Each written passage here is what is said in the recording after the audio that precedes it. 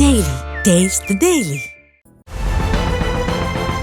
CBSE தேர்வுகள் முடிவு பெற்ற நிலையில் இன்னும் ஓரிரு நாட்களில் தேர்வு முடிவுகள் வெளியாகும் என்று CBSE சார்பில் கூறப்படுகிறது. இதனிடையே CBSE பள்ளிகளில் 3, 5, 8ஆம் வகுப்புகளில் பொதுத் தேர்வு போன்ற நடைமுறை தேசிய கல்விக் கொள்கையின் படி பள்ளிகளுக்கு சுற்றறிக்கையின் மூலம் அனுப்பப்பட்டு தேவையான நடவடிக்கைகள் துவக்கப்பட்டுள்ளன.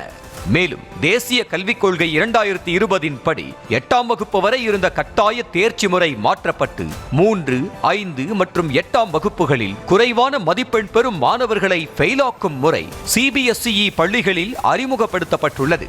இதற்கு தங்களின் குழந்தை குறைவான மதிப்பெண் எடுத்தால் ஃபெயிலாக்க சம்மதிப்பதாக பெற்றோர்களிடம் பள்ளிகள் ஒப்புதல் கடிதம் பெற தொடங்கியுள்ளது. அதேபோல் அனைவருக்கும் கல்வி உரிமை சட்டம் 2009 படி 8ஆம் வகுப்பு வரை கட்டாய தேர்ச்சியும் மாற்றப்பட்டுள்ளது.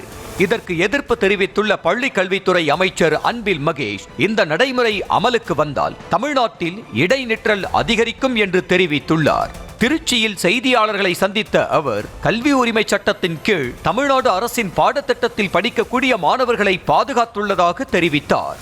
ஆனால் CBSE பள்ளிகளில் படிக்கும் மாணவர்களுக்கு மட்டும் சட்டத்தை மாற்றி ஃபெயில் ஆனால் ஃபெயில் என்று சொல்லும்போது இடைநிற்றல் அதிகரிக்கும் என்பதை உணர வேண்டும் என்றார்.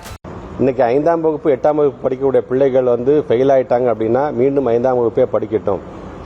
ரிசல்ட் ஒரு 2 மாதம் கால அவகாசம் கொடுக்கும். அதுக்குள்ள அந்த பிள்ளைங்க எப்படியாச்சும் நீங்கள் தேர்ச்சி பெற வச்சிருங்க. இல்லைன்னா அந்த பிள்ளைங்க தனியாக டியூஷன் வைங்க, அந்த பிள்ளைங்களை நீங்கள் பாஸ் பண்ண வச்சுங்க. அப்படி இல்லைன்னா திருப்பி அந்த பிள்ளைங்க 5ஆம் வகுப்பே படிக்கணும், 8ஆம் வகுப்பே படிக்க வேண்டும் என்று சொல்கிறார் என்று சொன்னால், இந்த எலிமெண்ட்ரி என்று வரும்போது டிராப் அவுட்டே இல்லாத ஒரு மாநிலமாக நம்ம இருக்கின்றோம்.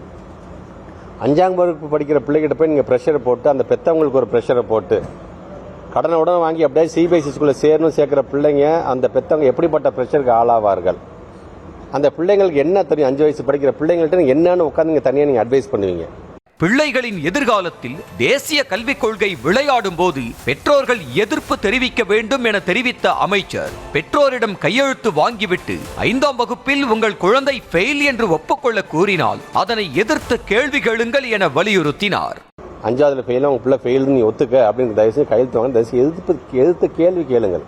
இது எப்படி சாத்தியப்படும் என்று எதிர்த்து கேள்வி கேளுங்கள் என்பதற்காகத்தான் உடனடியாக நம்முடைய பத்திரிகை ஊடகத்துறை சார்ந்த நண்பர்கள் மூலமாக இதை வெளிப்படுத்த வேண்டும். ஒரு பள்ளிக்கல்வித்துறை அமைச்சராக இதை பார்த்துட்டு வேடிக்கை பார்த்துட்டு சும்மா இருக்க முடியாது. எனக்கு மேல் இருக்கின்ற தலைமை ஆசிரியராக இருக்கக்கூடிய மாண்பு தமிழ்நாட்டு முதலமைச்சர் அடுத்த நிமிஷமே இது சார்ந்து நீ உடனடியாக நீ ஒரு நல்ல தெளிவான ஒரு செய்தியை நீ பத்திரிகை துறை ஊடகத்துறை நம்ம சொல்ல வேண்டும் என்று சொல்லுங்க. அந்த அடிப்படையில் தான் உங்களையும் நான் சந்தித்து சொல்லியிருக்கிறேன். NCERT பாடங்கள் மூலம் நமது வரலாற்றை மறைக்க மத்திய அரசு முயற்சிப்பதாகவும் அமைச்சர் அன்பில் மகேஷ் குற்றம் சாட்டினார். ஒரு எஜுகேஷன் சிஸ்டம் சார்ந்த நல்ல அறிவுள்ள ஒரு அறிவு சார்ந்த ஒரு கருத்துக்களை சொல்லும்போது ஏதாச்சும் ஒரு கவர்மெண்ட் பஸ் அதை டினை பண்ணுமா? அப்பப்பா இது ரொம்ப நல்லா இருக்குப்பா, இன்னைக்கு இருக்கிற ட்ரெண்டுக்கு நம்முடைய மாணவ செல்வங்க இதுதான் ஏற்றக்கூடியதா இருக்குன்னு தானே ஒரு அரசாங்கம் அதை ஆசையாக தானே பார்க்கக்கூடும் அதில். ஆனால் நாங்கள் இன்னைக்கு அது வேணாம் என்று சொல்லிக்கிறோம்னா நம்முடைய பத்திரிகை துறை நண்பர் கேட்குற மாதிரி தான் NCERT மூலமாக ஒட்டுமொத்தமாக இருக்கக்கூடிய வரலாற்றையே மறைச்சிருவாங்க. அந்த வரலாற்றே திருச்சி பேசப்படும். நம்ம யாரெல்லாம் சின்ன வயசுலேருந்து படிக்கும்போது யாரெல்லாம் ஐயோ அவெல்லாம் தேச விரோதிப்பா, நம்ம யாரெல்லாம் சொன்ன தைரியமாக அவங்க சொல்கிறாங்க ஐயோ அவளாம் தான் தியாகின்னு பேசுகின்ற அளவுக்கு நீங்கள் மாற்றுகிறார்கள். ஆக இது ஒரு சான்று தான். இப்போ NCERT உள்ள நுழைஞ்சிருச்சுன்னா SCERTக்கு வேலையே இல்லாமல் போயிடுவீங்க. தமிழ்நாட்டில் உள்ள மாணவர்களுக்கு தரமான கல்வி வழங்க வேண்டும் என்பதற்காகத்தான் முதலமைச்சர் புது திட்டங்களை அறிமுகப்படுத்தி வருவதாக தெரிவித்த அமைச்சர் அன்பில் மகேஷ், மற்ற மாநில அரசுகள் சிந்திப்பதற்கு முன்பே தமிழ்நாட்டில் 6ஆம் வகுப்பு மாணவர்களுக்கு செயற்கை நுண்ணறிவு பாடத்திட்டத்தை அறிமுகப்படுத்தியதாக பெருமிதம் தெரிவித்தார். டிராப் அவுட் ரேஷியோ ஒன்னே சொல்றேன். 3ஆம் வகுப்பு 5ஆம் வகுப்பு பிள்ளைங்களுக்கு நாங்கள் எக்ஸாம் வைக்கிறோம். நாங்கள் அப்படி வைக்கும்போது அந்த பிள்ளைங்க ஃபெயில் ஆயிடுச்சு அப்படின்னு சொன்னா 3ஆம் வகுப்பு பிள்ளைங்களை வீட்டில் உட்கார வச்சு எப்படி அட்வைஸ் பண்ணீங்க? அந்த குழந்தைங்க என்னன்னு தெரியும்? அப்பா நான் கடனை உடனே வாங்கி கஷ்டப்பட்டு நான் சேர்த்துட்டேன்ப்பா, எப்படியாச்சும் இதில் நீ பாஸ் பண்ணிப்பா, நீ உட்காந்து படிப்பா. அந்த பிள்ளைங்க அது உங்களை அந்த சாக்லேட் சாப்பிட்ற வயசு அந்த பிள்ளை உங்களை பார்த்துட்டே இருக்கீங்க. அப்பா இதை நமக்கு சொல்றாருப்பா என்ன, அந்த ப்ராக்டிக்கலாக திங்க் பண்ணுங்க. நீங்கள் எல்லாருமே சொல்றேன் தரமான கல்வி வழங்க வேண்டும் என்பதற்கு தான் ஒவ்வொரு செக்டார் பேசிஸ்ல தமிழ்நாட்டு முதலமைச்சர் புதிதாக திட்டத்தை ஆர்டிபிஷியல் இன்டெலிஜென்ஸ் அதர் ஸ்டேட்ஸ்லாம் யோசிக்கிறதுக்கு முன்னாடி நீங்க 6ஆம் வகுப்புல ஆர்டிபிஷியல் இன்டெலிஜென்ஸ் SCERT இப்ப நாங்க பேச ஆரம்பிச்சிட்டோம். நாங்க இப்ப அந்த குழு போட்டு இப்ப அடுத்த கல்வியாண்டில் இப்ப ஆர்டிபிஷியல் இன்டெலிஜென்ஸ் பத்தி நம்ம கொண்டு வர ஆரம்பிச்சிட்டோமே.